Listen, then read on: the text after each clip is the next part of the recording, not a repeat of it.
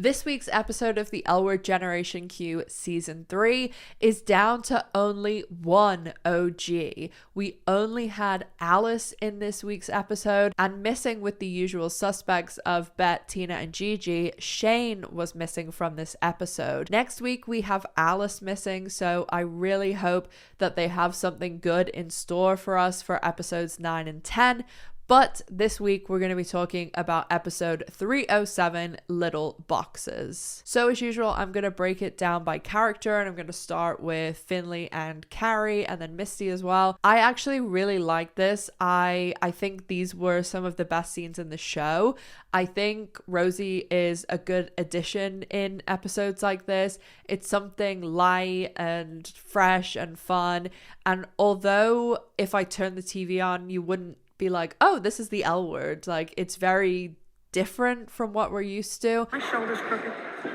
I'd say they look about as straight as you do. Can you read this for me? Hi, Soph. Hope you're well. No, it's not good. I'm deleting it. But I think Jack Tobani is a great actress, and she did get to shine in this episode because she's had a lot of the same stuff to do over and over again in the season, and she's very much paired with like the same people all the time. So I was excited to see her kind of spread her wings a little bit in this episode, and I just do really like Finley. I know Finley isn't everybody's cup of tea, but I do super like Finley, and I enjoyed all of these scenes. I thought the bowling thing was a good, interesting, something different, and I definitely wouldn't mind seeing more of them.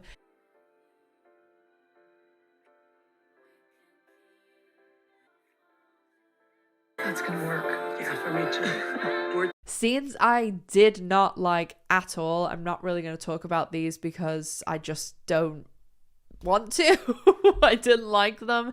Is the Angie and Professor storyline. I hate this storyline. I want nothing to do with it. I don't want to see it. It just, I really, it makes me actually like uncomfortable. And the guy just I don't like it. So I hope that Bette and Tina come back and get some sense into Angie. It looks like Shane and Angie have a lot of scenes next week, and maybe, you know, Shane's able to sort that out. But Tina and Bette coming back, I think there's going to be some sort of showdown between them.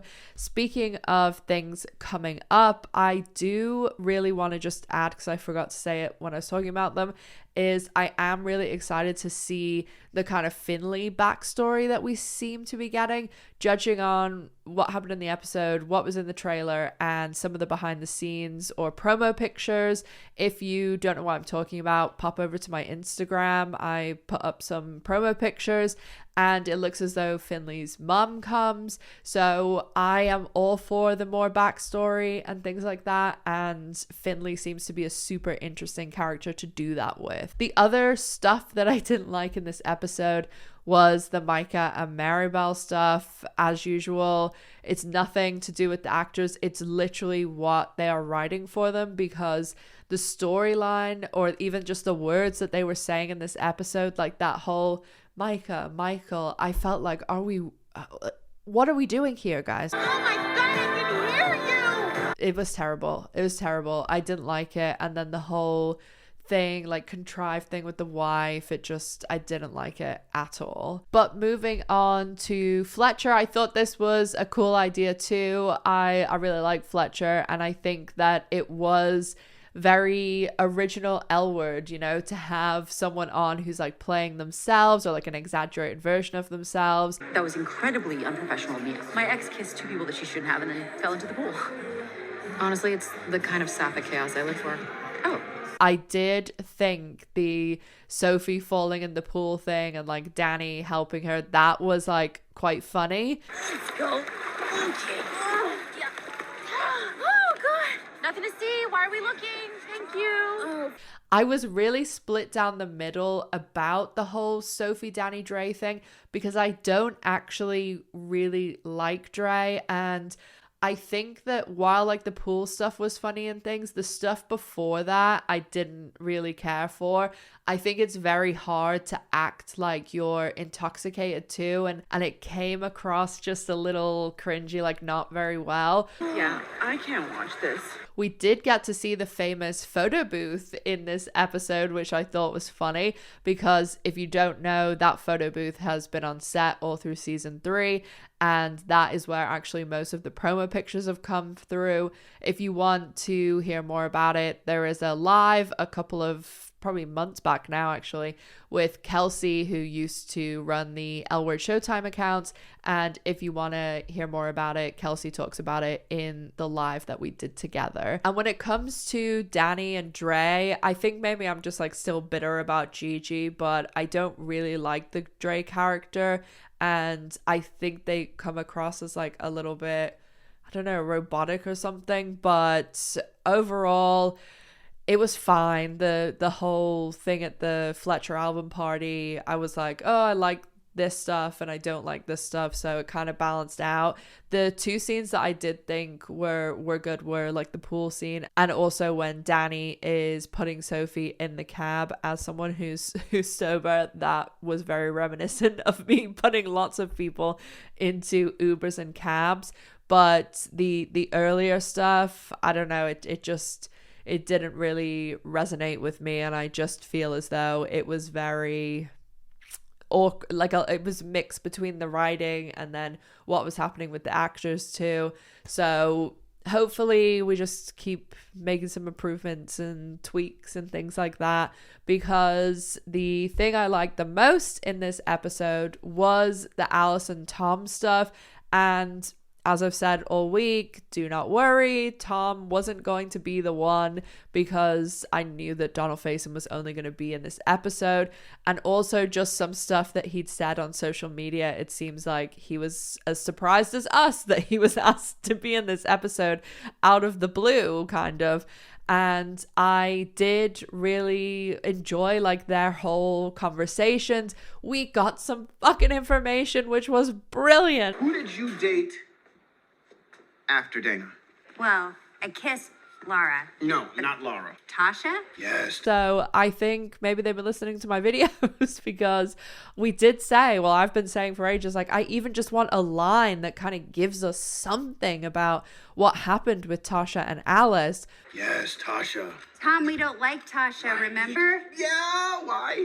Well, I mean, because she broke up with me when I was, yeah, you know, just starting to become successful. But all I'm saying is don't give up hope on a little bit more of a resolution there. So keep your eyes peeled. Yep, she couldn't handle the fact that you were becoming a famous podcaster. Right, it was very intimidating. Ghosted me completely after being together for years. She's a jerk. And I, of course, was a sucker for the cat stuff. I loved the cat stuff. It just, you know, made me really happy. And I also loved that at the end, I mean, this is what I guessed the name was going to be, Mr. Piddles II, and I thought that was all super, super cute. So more of that, please. And I do actually really like Donald Faison. I think he and Leisha have like very good kind of rapport and like back and forth chemistry.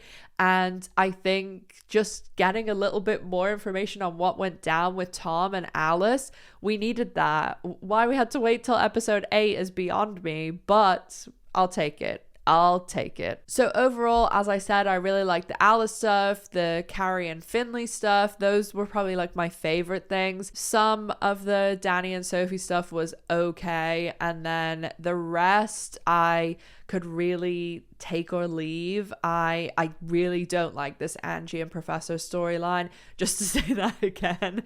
And you know, the Mica Maribel sperm donor thing, it just was so weirdly written with those lines like Mica and Michael. I really like rolled my eyes at that. And then the whole, this just literally asking someone and then they're like sure, like without even thinking about it or anything.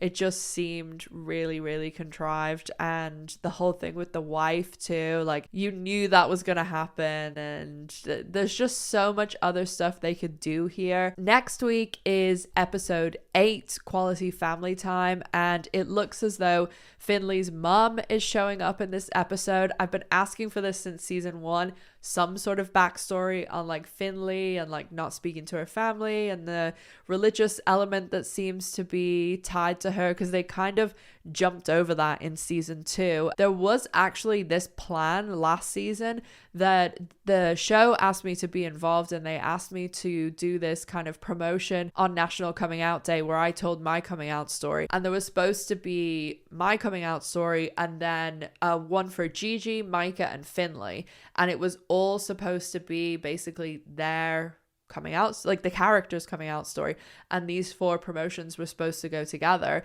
And I know they were shot and made, but they never released the 3 character ones. They just released mine and then this like mashed together one with like Tina and Angie talking about Geordie and stuff. Like, it was no new material. So I know they did have a plan. I don't know how much they veered from that plan now, because this promo came out right at the end of season 2, but they had filmed it obviously earlier. So I wonder if they just didn't end up using it because they wanted to put it in an episode or something. But I mean, I love to think all these things in my head that they're all organized and writing a storyline, and but it mostly seems to just come down to rash random decisions. And that's why sometimes I'm like, do they listen? Because like the Tasha thing, I've said for a long time, like I'd love just like even like a line explaining it, or the kitten's name, or I'd love to even know what happened with Tom. But if you are listening, maybe let me come and write a season-long storyline, please. But I'd love to know what you guys think down below. Let me know in the comment section. Make sure you're following me on social media and subscribe so that you can be entered into a draw to win a ton of L Word goodies. I have some new merch coming out hopefully today. As always, make sure to stay safe, take care of yourselves, and I'll see you in the next one. Bye guys.